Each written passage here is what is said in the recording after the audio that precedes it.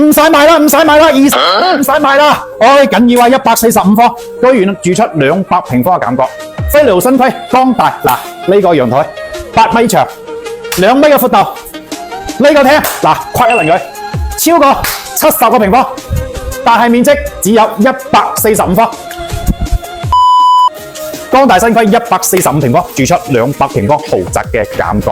嗱，點讚住豪宅嚟，跟住鏡頭再數呢個可以擺到1.5米大圓台嘅大餐廳。嗱，同時10個小姐姐摸食龍蝦都冇有問題。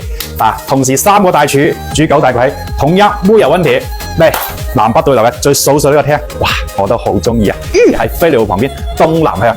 嗱，朋友們唔係講笑啊，啲房間都好大嘅。加長加闊嘅飄窗，你老公如果係個大肥佬咧，飲大2杯咧，喺呢度過夜都唔會跌佢落地嘅。嚟，再睇睇呢個房間啊，嗱，可以吧？啊 ，OK 噶，零浪費零公攤，因為係新規145方。嗱，再數呢個主人房，其實擺張2米嘅大圓床都冇問題嘅。啊，而且係東南向2梯4戶嘅朋友。